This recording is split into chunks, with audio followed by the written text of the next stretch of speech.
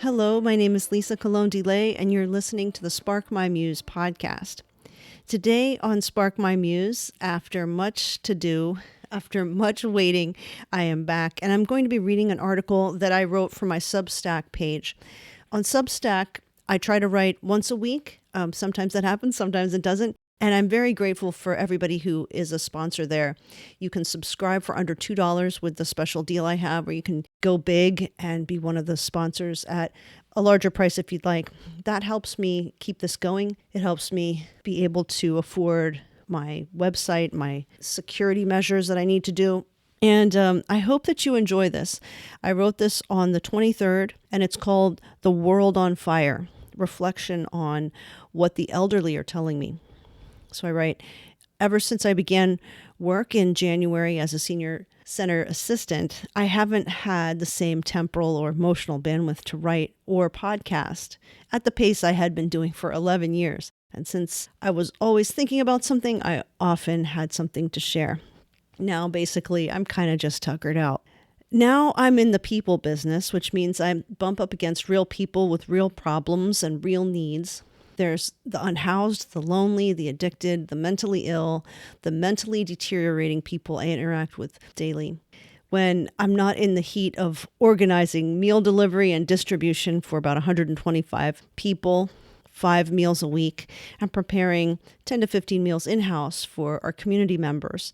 And also doing the other many data-intensive duties that involve inventory and taking temperatures and taking in order deliveries that come to me, among other things, I get into some really interesting conversations with people 10 to 35 years older than me. And when the talk of war or AI or the economy or technology or surveillance, government or politics come up, I hear a refrain over and over again. They say something like, "I'm glad I'm old and I'm almost done." They don't just worry about the future, they feel relieved that they won't have to experience it. I've never heard this sentiment stated so ubiquitously in my life, and there's been a shift. The idea of positive progress or a hopeful future is simply not present in anyone I speak to, and it's uncanny in its totality. Maybe they are wrong, and there is plenty to be hopeful about. We've never lived in times so flooded with bad news. On a micro level, there is plenty to take joy and hope in. The relationships people build with each other, they're meaningful ones. There are many beautiful souls I cross paths with, and some tell me, I never thought I'd be this old.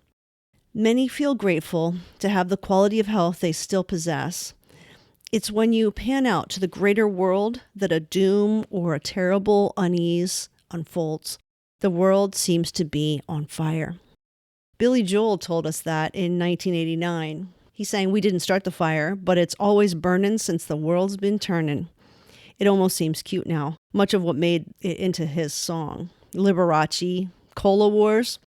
When he wrote the song, the internet wasn't even in use yet, except as a small government project.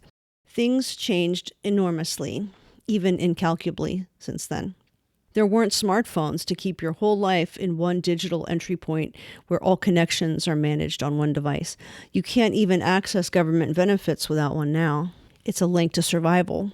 But the cost is high, too high. The tether turns to chokehold. There is a death afoot. It's unfolded over the digital decade since I was young. This time, with its horrors, will seem quaint after decades of AI. The world and the ways of life will be turned completely inside out. Wealth is shifting away from people in the most advanced countries toward just a few.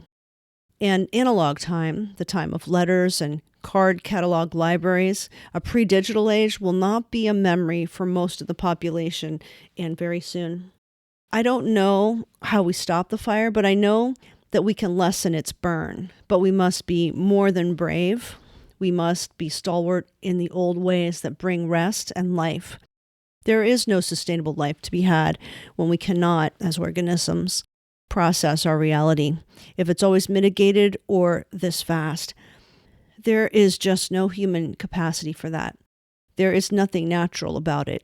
I'm speaking of ourselves related to as nature. Sometimes we compare our brains or something about ourselves to machines. That's a category mistake. It's not enough to remember to unplug, as it were. And so few of us do that.